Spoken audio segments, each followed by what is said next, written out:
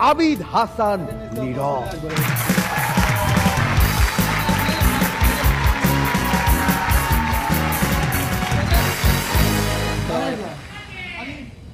তো একদিন অনেক রাতে আমি বাড়ি ফিরতেছি, হঠাৎ দেখি সামনে রাস্তায় একটা ব্যাগের মধ্যে 5 লক্ষ টাকা, আর এই পাশে একটা 500 টাকার নোট।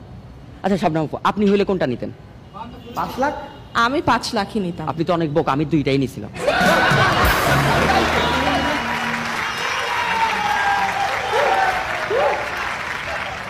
আর অবাক করা বিষয় কি, টাকাগুলো আমার জন্যই রাখা ছিল। এখন বলবেন আমার জন্য আমি কিভাবে বুঝছি? ভাই রাতে একা, রাস্তায় আর কোনো মানুষ ছিল না, ব্যাগ পড়ে আছে, আমি সামনে গেলাম, ব্যাগে কারো নামও লেখা নাই, আমি নিলাম, কেউ দেখলো না আমি যে নিছি, তাহলে অবশ্যই টাকাগুলো আমার, টাকার মালিক আমি। ঠিক বলছি না শবনম আপু? দেখছেন মানুষের দিয়ে মিথ্যা কথা বলানো কত সহজ।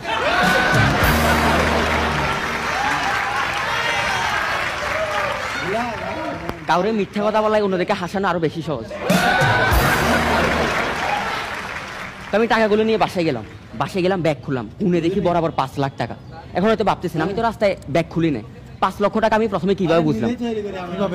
স্ক্রিপ্ট কার আমার, গল্প লিখছি কে আমি জানবো না, কে জানবো? আমার এটা নতুন কিছু না, আমি ছোটবেলায় একবার রাস্তায় হাঁটার সময় 5000 টাকা পাইছি। বিশ্বাস করেন আমিন ভাই, 5000 টাকা পাই আমি পাগল হয়ে গেছিলাম, 1 সপ্তাহ পাগল ছিলাম। এরপর ওখান থেকে 3000 টাকা দিয়ে চিকিৎসা করাইছি, আর 2000 টাকার ওষুধ খাই ভালো হয়েছে।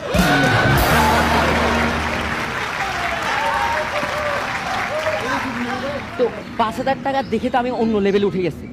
Who's K S Alam, who's Darbesh Baba, আমার লেভেলে এখন কে আছে?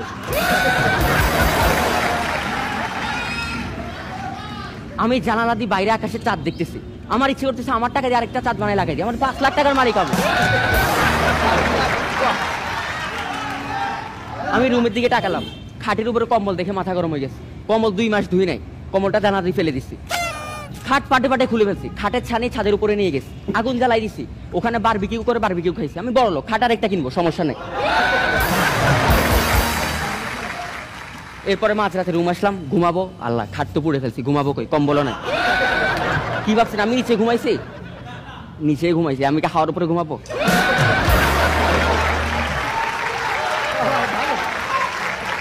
তো রাতে ঘুমানোর আগে আমি অনলাইনে ঢুকলাম, একটা খাট তো অর্ডার দিতে হবে। তো অনেকক্ষণ দেখলাম, দেখার পর একটা দোকান পছন্দ হলো। আমি দোকানদারকে কল দিলাম, বললাম শোনেন কালকে সকালের মধ্যে আমার একটা খাট লাগবে, আর খাটটা অবশ্যই দামি হইতে হবে, প্লাস অনেক মজবুত হইতে হবে, কারণ আমি সামনে বিয়ে করতেছি, বউরে নিয়ে মজা করলো যাতে খাট না ভাঙে। বলতেছে শুধু আপনি না, পুরো এলাকার মানুষ এসে মজা করলো, খাট ভাঙবে না।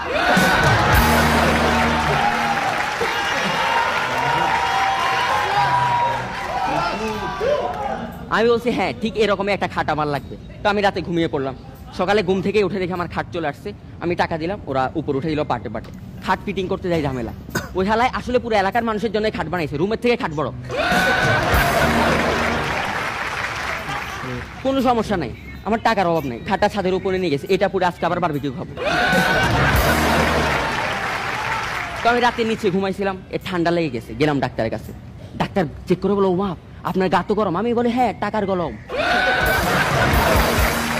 বলে যে না না টাকার গরম না, আপনার জ্বর আসছে। এবার আমাকে চেক আপ করালো, ওষুধ টষুধ দিল, বিল আসছে 5000 টাকা। ভাই আমি 5 লাখ টাকার মালিক, আমার বিল কেন 5000 আসবে? আরো বেশি আসার কথা, ঠিক না? একটা গ্লাস নিয়ে ডাক্তারের মাথায় মেরে দিস, মেরে 15000 টাকা দিয়ে বললাম 5000 আমার, আর 10000 টাকা দিয়ে আপনি চিকিৎসা করেন, ফল ফ্রুট কিনে খান।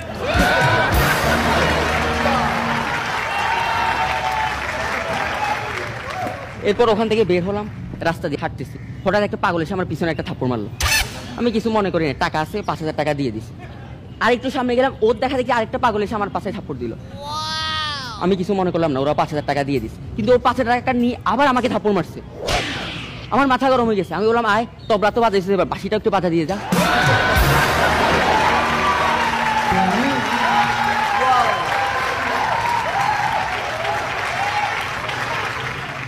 এরপর আমি যাচ্ছি, লাঞ্চের সময় হলো, তো লাঞ্চ করার জন্য রেস্টুরেন্ট খুঁজতেছি। ভাই রেস্টুরেন্ট খুঁজতে আমার মাথা গরম, কি দেশে বাস করি ভাই, রেস্টুরেন্টে 10-15 হাজার টাকার উপরে কোনো প্ল্যাটারই নাই। আমার তো টাকার অভাব নাই, খুঁজেই পাচ্ছি না। এরপর গেলাম একটা রেস্টুরেন্টে, কি করতে হবে, খেতে তো হবে। বসলাম, বসে আমি মেনু দেখতেছি, ওইটারকে ডাক দিলাম, ওইটার এসে গা চুলকাচ্ছে। বললাম একজিমা আছে নাকি? বলে সরি স্যার, মেনুতে যা আছে তাই, এর বাইরে কিছু না। এরপর আমি বললাম আচ্ছা ঠিক আছে, তাইলে আপনি এক কাজ করেন, আমার জন্য কুমড়োর বেগুনিটা আনেন। বলে স্যার এটা হবে না। আমার মাথা গরম হয়ে গেছে। বললাম আচ্ছা ঠিক আছে, তাহলে আমার জন্য কাঁঠালের কাবাবটা আনেন। বলে স্যার এটাও হবে না। আমি বললাম আপনি বলছেন এখানে যা আছে সবই হবে, তাহলে এই দুইটা নাই কেন? সরি স্যার, 5ই আগস্টের পর থেকে আর পাওয়া যাচ্ছে না।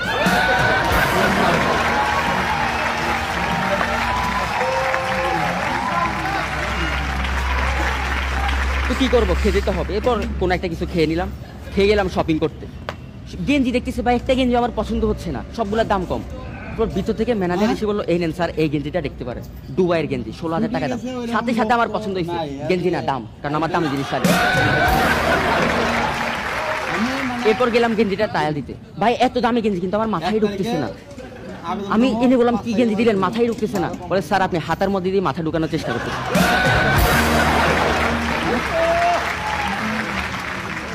এরপর গেঞ্জিটা কিনলাম, গেলাম জুতা দোকানে। জুতার দোকানে গিয়ে আবার মাথা গরম হয়ে গেছে। ভাই 30-40 হাজার টাকার উপরে কোনো জুতাই নাই। আমি বললাম ভাই দামি কিছু থাকলে ওইটা দেখান। এরপর বললো স্যার এই নেন 60,000 টাকা। বলে ভাই যদি লাখ টাকার উপরে অনেক দামি কিছু থাকে তাহলে দেখান, নাহলে আমি যাচ্ছি না। বলে স্যার 1 মিনিট জানান, আমি আনতেছি। এরপর একটা জুতা আনলো। বললো স্যার এটা হচ্ছে আমাদের দোকানের সবচেয়ে দামি জুতা, কিন্তু আপনি কিনতে পারবেন না। আমি 5 লাখ টাকার মালিক, বলতেছে আমি কিনতে পারবো না। বলছি দাম কত, এটা আমি কিনবো? বলে স্যার 7 লাখ টাকা। আমি বললাম ও এটা গোল্ডের না? বলে যে হ্যাঁ। বলে সরি, গোল্ডে আমার অ্যালার্জি আছে, আপনি 60,000 টাকারটাই দেন। যাকে আমি বলছিলাম আমার 80টা বাজে দে, ও এসে বলতেছে আমার 5,000 টাকা লাগবে না, তুই আমাকে 20 টাকা দে। বললাম কেন, 20 টাকা দিয়ে কি করবি? বলে যে না একটা বিড়ি খাবো। আমি বললাম না আমার কাছে 20 টাকা নাই, এই না একটা বিড়ি আছে, এটা তুই খা। ও বললো তুই খাবি না? বলছে হ্যাঁ আমি খাবো, তুই ধরা। ও বিড়িটা ছিঁড়লো, ছিঁড়ে মাথার মধ্যে দিলাম। আমি বলে কি করতেছিস? বলে তুই দেখ। ও মাথার মধ্যে আগুন লাগালো। বলো দে, এবার আমার হুকটার মধ্যে টান মার।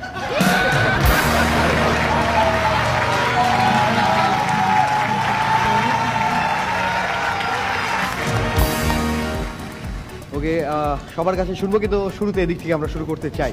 শুরুতে অপু বিশ্বাস। আমি অনেকবার কন্ট্যাক্ট করছিলাম যে আমাকে নিয়ে কিছু একটা বলুক, কারণ লাস্টের হুক্কাটা এত জোস ছিল। পরে দেখলাম হুক্কার গল্পই বললো, আমার দিকে তাকিয়ে কিছুই বললো না। দেখা যাক, পূজার জন্য ওয়েট করি। Thank you, keep it up, thank you. Okay, Amin Khan বলবে এবার। না, আর 2-3 মিনিট বললে হয়তো সত্যি আমার দম বন্ধ হয়ে আসতো।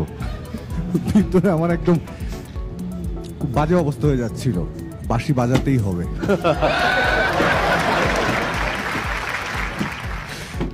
Two good man, too good. মানে তোমার এই ইমপ্রুভমেন্ট দেখে আমাদের নিজেদের ভাল লাগে যে আমরা মনে হয় রাইট মানুষকে চুজ করতে পেরেছি। আমাদের কথা বাদ দাও, তুমি যে নিজেকে চেঞ্জ করার জন্য যতটুকু এফোর্ট দিয়েছো এবং ইচ্ছে করলে যে অল্প সময়ের মধ্যে নিজেকে চেঞ্জ করা যায়, তার বাস্তব উদাহরণ তুমি।